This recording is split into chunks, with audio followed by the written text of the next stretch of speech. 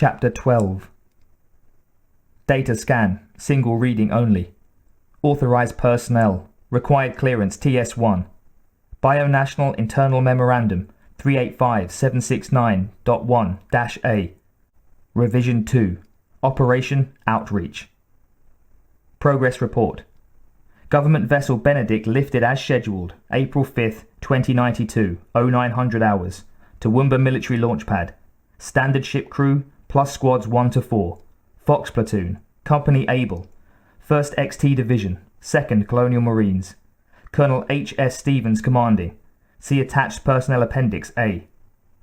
Bionational ship K-014 launched in pursuit. Echo Lock, 4th of the 5th 92, 0900.5. Full robotics and expendable EXP series. Android crew under the command of Executive Assistant Security, P. Massey. Joel, you know the general layout of this, but I'll recap some of the particulars you might have missed while you were on vacation. The alien life form the Gov guys want is the big nasty, and naturally they'd like to score it for their own weapons program. Needless to say, this would compromise our own profit structure, were it to happen. With the recent Supreme Court decision on patentable life forms vis-a-vis created versus discovered, we might spend 10 years in the fucking legal system trying to unsnarl this mess. So Up Levels decided that we should tail the feds to the homeworld, the location of which is so damn secret we couldn't pry it out of anybody for blackmail or money, and get as much info as we could. And of course, we don't want the feds to get their own specimen. This guy Massey has his orders, and he's the best there is. He will do whatever it takes to stop them. You probably have heard that research got its hands on a guy salvaged from a cargo express, one of ours, fortunately, with one of the big nasty embryos wrapped around his face. The ship was cold, systems dead, but somehow this thing had kept him in stasis, almost as if he'd been in a sleep tank. Hell, that alone is worth a fortune if we can figure out how the hell it did it. Anyway, both the crewman and the bug on his face were still alive, so they'd been brought to the Houston labs for analysis. We're still way ahead of the feds on this, and already geared up for full-scale testing. Start figuring out ways to spend your bonus, Joel. We're all going to get rich off this one. That's it on the main deal. There's some other stuff in this memo the Psycho boys are concerned about, so I'll let you get to it. See you for lunch Tuesday. Ben. File excerpt, medical. Case number 23325. Maria Gonzalez. Patient is a 24-year-old unmarried WD-WN female, Caucasian Hispanic, gravida 0, complaining of nightmares. Physical examination, unremarkable. No known allergies. pH of illness limited to minor URIs. Occasional general malaise. Broken left fibula, age 9. Laboratory workups including SMA-60, CBC, urinalysis, CAT scan, all within normal limits. Patient has 10-year BC implant. No other medications. Dr. Rayner. Maria, tell me about the dream. Gonzalez. Okay. I'm riding on the subway in LA with my mother. Rayner. Your mother died several years ago?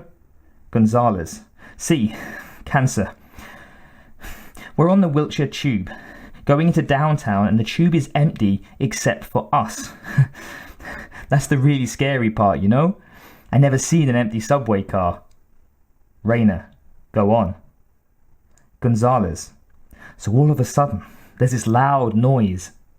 Like something hits the roof of the subway. Then a scraping sound. Rayner. Scraping. Gonzalez. Yeah, like something digging, you know? But it's also like fingernails on metal. Examiner's note. Patient exhibits increasing nervousness. Marked diaphoresis. Pallor.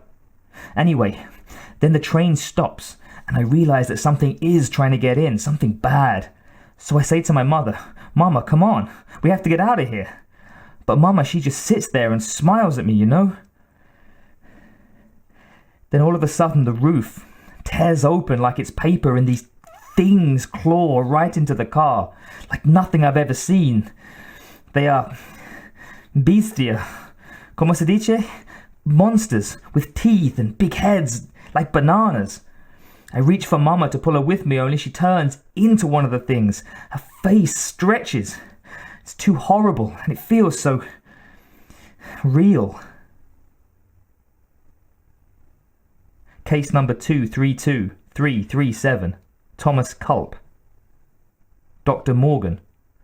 And what happened after the Holo-V came on? Culp. Well, the room looked distorted, twisted somehow. Then something came out of the set, but it stretched the usual stopping place of the holograms, like a fist shoving through a sheet of Flexiplast. And then the thing, some kind of monster, it grabbed me. I couldn't move a fucking muscle. It opened its mouth, had teeth as long as my fingers. And inside was like another mouth, smaller. And it opened and, oh Buddha, it got me. And I couldn't fucking move. Case number 232558, T.M. Duncan. Duncan. So I was standing next to the flight attendant, hitting on her a little, and then I noticed she looked familiar, like somebody I knew. Dr. Frankel. Familiar. Did you recognize her? Duncan. Yeah, it took a second. She looked like my mother. So I figured, well, I shouldn't be trying to come on to my mother. Then all of a sudden her chest tore open and this thing looked like a snake or a big eel with a lot of teeth comes out, spewing blood and all. And it fucking flew out of her right at my face. That's when I woke up, man. I was never so glad in my life to be awake. I stayed up for 2 days. Case number 232745, C. Lockwood. Lockwood. It was wet. Slick with blood, shiny, hard, like some kind of giant dick with teeth. And it wanted to jam itself into me. In his office, Arona waved his computer to hold and turned to his assistant.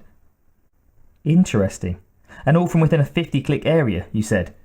Yes, sir, and the Medicomp has collected a dozen other similar reports. What have the patients got in common? High ratings on the Cryer scale, and at least double digits on the Emerson empathic. And the descriptions are identical. Virtually identical. Etiology? Unknown. Best guess the Medicomp can come up with is some kind of telepathic or empathic projection. Perhaps it's how the things communicate among themselves, and perhaps they're trying to communicate with us.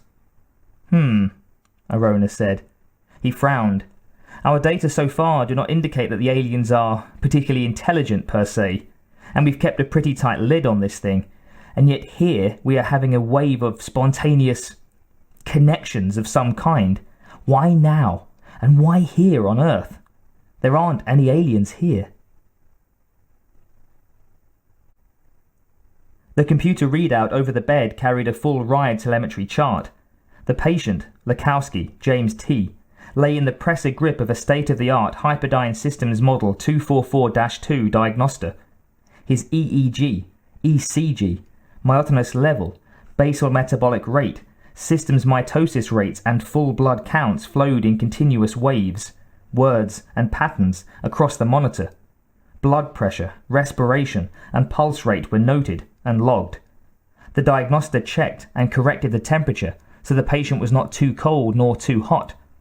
The IV shunt in his left femoral vein fed him the perfect liquid mix of nutrients for optimum health. An indwelling Foley catheter and rectal drain carried away wastes. The company had spared no expense when it came to taking care of this particular patient. The clean room was under full isolation technique, and all visitors, medical or corporate, wore full osmotic surgical suits with their own air supply. The south wall was mirrored one way, and observers could see the patient directly through the triple-paned glass, should they choose. 7 doctors formed the main care team, with 6 medical technicians working in shifts as monitors, plus 18 guards, and a full alert status for the entire wing of the Mediplex. Lakowski, James T., was not going anywhere, nor was anybody not cleared coming in to see him. 2 men stood in the observation room, watching the patient. One was tall, fair, almost bald, and brilliant. He was Tobias Dreiner, MD, TAS, PhD, and the team leader. The other man was shorter, darker, hairier, Not quite so smart, but hardly stupid. He was Louis Rain, also MD, TAS, but without the extra doctorate in biosystems. Still, he was a company man and a vice president in the biomed division, which counted for a lot. Driner was in charge of the patient, but Rain was in charge of the project. "How is he?" Rain asked. Driner waved his hand over a motion-sensitive control. "Listen for yourself." The audio came on. "Somebody tell me what the hell is going on. What happened?" "I want to talk to my wife. God damn it, why am I here? I feel fine. Just a little stomachache is all. I don't need all this crap." Driner waved his hand again, and the sound faded. He moved his hand to a magneto-enthesalo-axial holographic viewer away from the glass wall and stroked a control. The screens lit with the MAH scan, showing a man at quarter scale. The image blurred, shifted, and the skin and overlying muscles faded to show the internal organs. The image began to rotate slowly on its axis. Driner touched another control. Under the man's ribs, inside the stomach, the alien fetus glowed a computer-enhanced green. "Give me a full size on the CE image," Driner ordered. The alien grew fourfold. "Interesting," Rain said, watching as the image turned. "No wonder he has a stomachache." "It is drawing small amounts of blood from a minor artery here," Driner said, pointing at the image with one finger. "Otherwise, it's not damaging him. The rate of growth is phenomenal. If this was a human baby, it would come to term in a matter of days, not months. The physiology is... well, it's impossible. It can't be getting enough nourishment from him. Must be consuming stores of some kind. Either that or one devil of a miraculous metabolic system." "Looks something like a kidney bean with teeth," Rain observed. "Ugly bastard." A pause. "Does the pilot know it's in there?" "As such, no. He feels a certain amount of discomfort. We have done a neural stimulation to up his own endorphin and enkephalin levels, so he isn't feeling pain, merely pressure. We didn't want to risk drugging the parasite with something that might harm its system." "Good idea. Of course, there are some ethical questions as to whether we should inform the patient, given the ultimate prognosis." "Your opinion?" "Well, we are studying a new life form. Behavior of the host organism could be important. Perhaps certain hormonal secretions would be altered if the patient knew. The effect of such changes on the parasite could be detrimental or beneficial. It's hard to say. Offhand, the chemistry boys guessed that an increase in epiphyrein would probably accelerate the thing's growth." "You mean that if he knows the thing is going to chew its way out and kill him when it comes to term, he'd probably be scared shitless, and the bug would like that?" "It is possible." Rain sighed. "This thing could be worth billions, you know that? And the pilot is living on borrowed time. He has family? A wife and 2 children. They'll get the company policy?" "Of course." "Then tell him."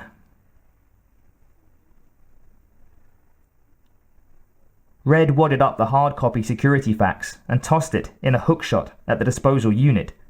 The thin sheet of plastic hit the field as it fell towards the mouth of the unit and vaporized with a yellow flash and a thin pop. The door to the office opened and Green entered. The 2 men smiled at each other. Green said, "Read the fax from Houston?" "Oh, yeah." "I put out a few rumors, very hush-hush. Quan Chu Lin's people practically came all over themselves to make offers. He's willing to give us top credit for an exclusive if this pans out even half as good as I painted it." Red snickered. "His ass. We can bootstrap this sucker up so high that Quan Chu's money will look like pocket lint." "That's what I figured. But it doesn't hurt to bait the waters a little, get the sharks all rolled up, and then ready to bite each other for a taste of what we can feed them." "Right about that, pal. I'm already shopping for a house on Maui. Maybe I'll buy myself a ship and do the belt next summer. What do you think?" Green laughed. "Why not? You'll be able to afford it. Me? I'm thinking about getting one of the new Hyperdyne 129-4s, the Love Slave model. A pleasure droid. Nice. If your wife will let you. What the hell? Maybe I'll get her one too. That way she'll be so busy, she won't even notice I'm gone. Both men laughed. If this went the way it should, it would be as good as winning the lottery. At least.